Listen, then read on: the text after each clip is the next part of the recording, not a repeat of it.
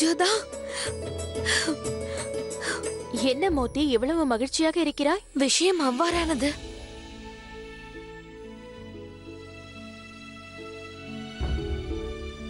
ஜோதா, நேற்று வரை உன்னை அந்த புறத்தில் தவறாக பேசியவர்கள் இன்று உன்னை பாராட்டி பேசிக் கொண்டிருக்கிறார்கள். ஆச்சரியமாக உள்ளது. ஏனென்றால் அந்த புறத்தில் ஒருவரை பற்றி பெருமையாக பேசுவது இதுதான் முதல் தடவை. ஜோதா பேகத்திற்கு எவ்வளவு பெரிய இதயம் என்று இங்கிருக்கும் அனைவரும் பேசுகிறார்கள். எனக்கு மிகவும் மகிழ்ச்சி.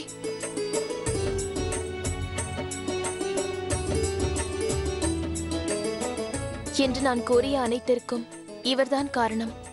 அந்த நேரத்தில் இவர்தான் என் அருகில் இருந்தார். எச்சரிக்கை! இந்துஸ்தானின் ஷகன்ஷா பாட்ஷா ஜலாலுதீன் முகமது அவர்கள் வந்து கொண்டிருக்கிறார். வணக்கம் ஷேன்ஷா.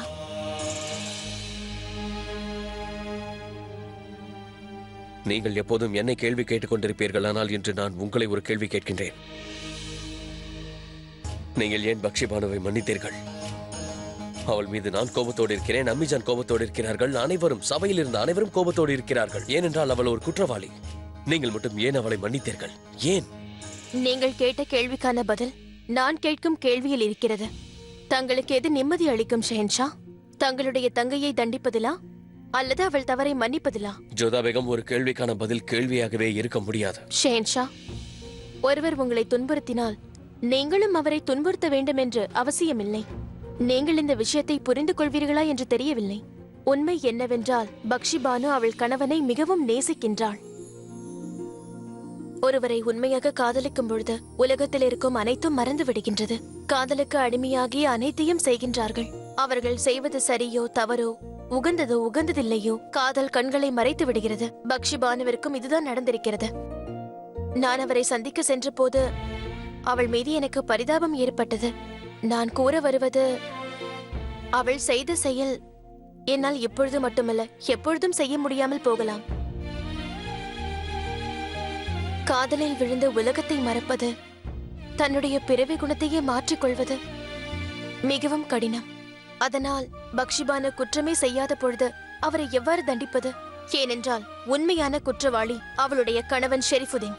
அவள் காதலை தவறாக பயன்படுத்திக் கொண்டார், அதுவும் உங்களுக்கு எதிராக. பக்ஷிபானுவை அவர் பயன்படுத்திக் கொண்டார். அதனால் பக்ஷிபானுவை நீங்கள் தண்டிக்கும்படி கூறிய பொழுது நான் அவரை மன்னித்து விட்டு விட்டேன். அது மட்டுமில்லாமல் அவள் தண்டனையை அனுபவித்துக் கொண்டுதான் இருக்கிறாள். 2 தண்டனை. 1, எந்த கணவருக்காக இவை அனைத்தையும் செய்தாளோ இப்பொழுது அந்த கணவனே அவளோடு இல்லை. 2வது, எந்த அண்ணன் அவளை மிகவும் நேசித்தாரோ என்று அவரே அவளை நிராகரித்து விட்டார். ஜோதா பேகம், தீர்ப்புக்கு இடையில் உறவுகள் வரக்கூடாது. அவள் என் தங்கை தான், நான் ஒப்புக்கொள்கிறேன். அதன் பிரதிபலிப்பு தீர்ப்பில் தெரியக்கூடாது என்பதற்காக தான் உங்களிடம் பொறுப்பை ஒப்படைத்தேன். அவளுக்கும் எனக்கும் உறவு இருக்கிறது. அவள் என்னுடைய மைத்துனி. நீங்கள் அனுபவிக்கும் வேதனையைத்தான் நானும் அனுபவிக்கின்றேன். நான் அவள் தவறை மன்னிக்கும் பொழுது நீங்கள் ஏன் மன்னிக்க கூடாது? அவளை தயவு செய்து மன்னித்து விடுங்கள். நான் மன்னிக்க மாட்டேன். உங்களிடம் இதயம் இருக்கின்றது, என்னிடம் இதயம் இல்லை. தண்டனை அளிப்பது ஷஹன்ஷாவின் கடமை. அவளது உறவை முறித்ததன் மூலம் நான் அவளுக்கு தண்டனை அளித்து விட்டேன். இப்படி கூறுவதால் உறவு முறிந்துவிடும் என்றால் நம்முடைய உறவும் எப்பொழுதும் முறிந்திருக்கும். எப்பொழுது வரை நம்மிடையே இருக்கும் பகை, குரோதம், உறவு முறியாத வரை உங்களுக்கும் பக்ஷிபானுவிற்கும் இருக்கும் இரத்த சம்பந்தம் எவ்வாறு முறியும்?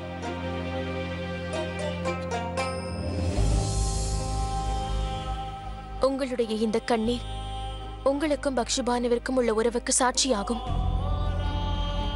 இந்த உணர்வை இருக்கும் வரை உங்கள் உறவு முறிந்து போகாது.